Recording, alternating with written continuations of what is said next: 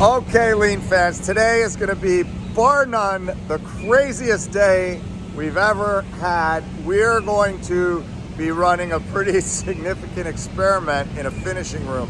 Now, the reason why I say this is going to be crazy is because we're going to incorporate, if you watched our other finishing challenge where I was racing a finishing line and I won, we're going to incorporate using a finishing line. Now, if you're thinking lean, I guarantee that nobody in the industry or on planet Earth has ever run their spray machine the way we're gonna run it today. So without further ado, let's get in there. I'll give you the quick tour, and then I think shortly we're just gonna fire this thing up and get going. So this is the spray machine we're gonna be testing on, and you know, they're running it as per usual right now with racks of doors, loading up 5, 6, 7, whatever doors on the bed, and then lots of crazy pumps, and then through a series, oh look at that, Kaizenify SOPs. Then through their spray machine, they have an oven, which all the parts go through, comes out the oven. Here is a charge, so there is this many doors and that, and then they go onto a rack. Now once they're on racks, depending on what stage they're at, the next stage would be sanding, and for that to happen we go all the way over here into a sanding area, which is totally dialed in. These guys are awesome. So all of the sanding and prep happens here, then they go put back in carts and then back out to the front of the finishing line to go through the finishing line again. And there goes one right now. So what's gonna make this so crazy is what we're gonna attempt to do is connect all of the processes in this finishing area. We've got some roller conveyors that we're gonna use to simulate a powered conveyor. Ideally, you know, we'd set this up with a powered conveyor, but we want to do this for $0, use our head, not our wallet, run the experiment and see if it works first. We're going to attempt to connect loading of the machine, unloading of the machine, hand sanding, machine sanding, back to the front of the machine and back through, all in a single piece flow fashion. That's right. That means we're going to be running this monster spray machine that's used to doing hundreds of parts at once. We're gonna send in one door at a time. Now, of course, to make all of this possible, we will also be employing that guy. We're gonna set up that conveyor right here to go all the way down the length of the shop. Then this operator is going to cycle the door through Cosmo, hand sand, robot sand, inspect, and then another conveyor straight over to the infeed table. This whole process, the whole finishing line, around sanding and back through the finishing line, should be a one-person operation. Now for our experiment, obviously, we didn't install powered conveyors and everything. From people from Stolbeck team, we're gonna move the parts as if it was a powered conveyor, and everything else should kind of run on its own. And our target is, oh, I'm hesitant to say it on camera, but our target is to be twice as fast as running this machine flat out. My name's Curtis from Windmill Cabinets. I run the Sheffler paint line here. Brad's got this crazy idea to run one door at a time. Yeah, I'm not too sure how it'll go. We're so used to running big charges, multiple doors at once, and doing some bigger batches. But we'll put it to the test. We'll see how it goes. John, we're about 2 seconds away from pulling the trigger on running this machine a little strange. What are your initial thoughts? Well, might not be or a popular opinion, but I think it's going to be awesome. I think it's going to kick ass, and we are going to see some really good improvements. All right, let's do it. We're just gonna put them in single file like that, and then as they come out, they'll come down the conveyors. Oh, I can't make my head past the sander, back around this conveyor and back through the machine. So we're running. There we go, the first doors are going through.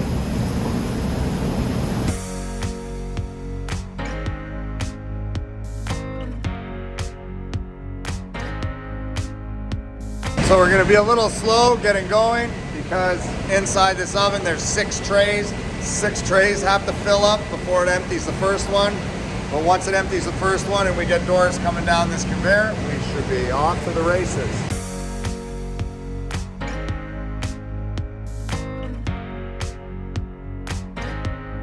May as well brag about their lean initiatives here. Look at all these SOPs from Kaizenify all here, so operators are not struggling with this machine. More SOPs here. Fantastic. Oh, look at them all. You guys are dialed. Where the question is, the answer is, and they've got them everywhere. Beautiful. There's those 6 trays we're waiting to fill up.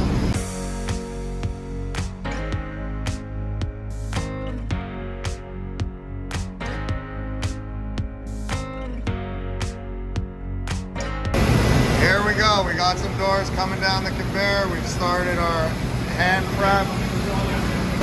Here's the magic that we have such a hard time explaining to everybody is these processes are connected. While he's doing the hand sanding, he's doing the machine sanding. This is the superpower of why this is so fast. We don't have any trapped labor standing there waiting for the machine. We're grooving. We got our buffer of doors before sanding. Through the sander, back over to the spray line, and they're starting to go through on their second coat already.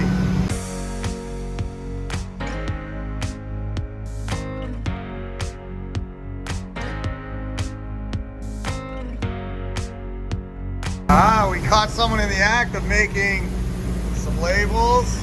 Yep. And some Kanban cards. All right, what app are you using for this? Kaizenify.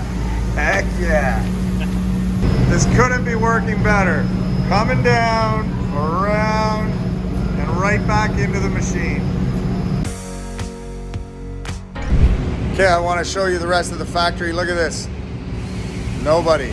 The whole place is not running. Why? Because they're in their morning meeting. Critical, absolutely critical. You are not doing a morning meeting. Something you might want to consider because it's awesome. So we're even running the oversized ones through the same system. If they don't fit on the robot, that's fine. We want 80-20 heading to the robot. We just sand it by hand and send it down the line. I don't even know if it would be possible for this to be working better. This buffer before our control point, around, back down into the sander. And so now what's happening is this conveyor is empty. This conveyor is full, which is the exact condition that we're after. You always want your control point to have work in front of it, but not after it. So that means now the whole system is running at the pace of our sander, which is exactly what we want. This is our control point. If we want to speed up the system, we speed up the sanding.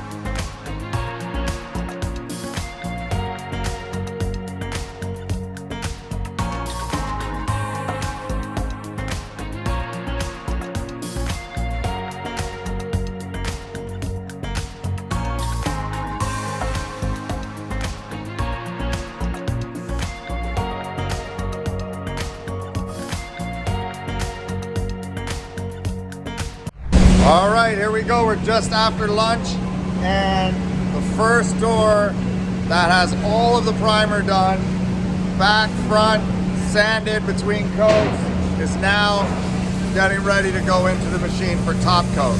And it's a little after noon, so I think we're doing okay. Here we go, first coat of paint. Top coat, it's coming. Oh, hang on. Here we go, top coat, first top coat. 1236. 1236. Running one door at a time through a finishing line. Who would have thought?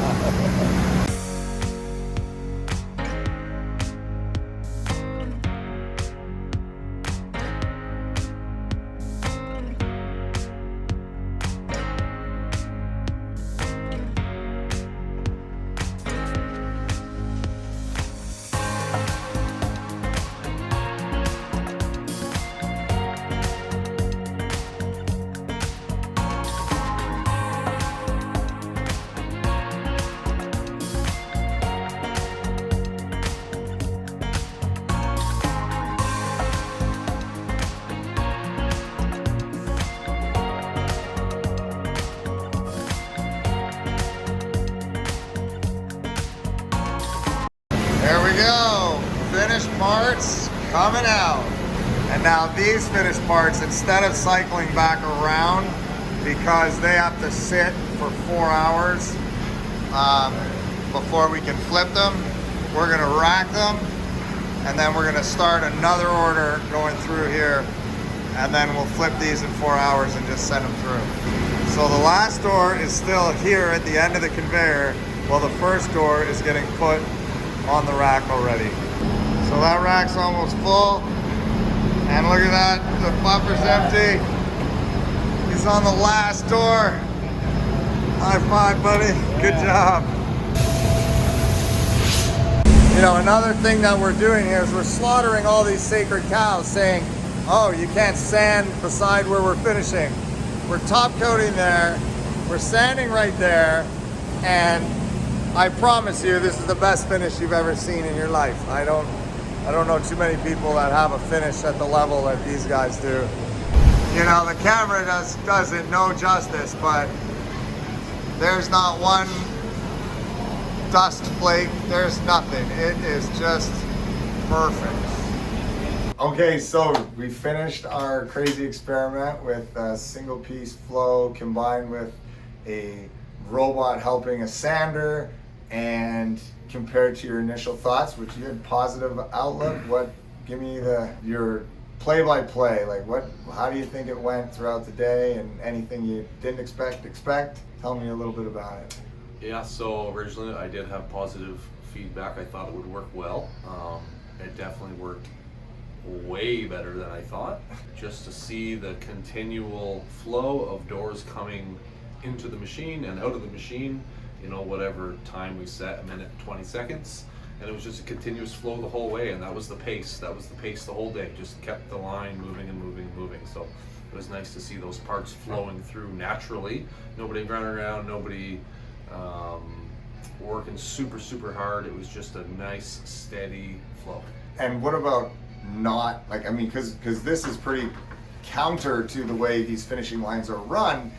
We didn't fill up the whole bed sending in the charges. So what are your thoughts about like how we ran it? Just like one door, single piece flow after one door. A lot of people might think we lost our marbles. I mean, I guess my thoughts on that are, what's the point of putting 100 doors in when you can only sand 3?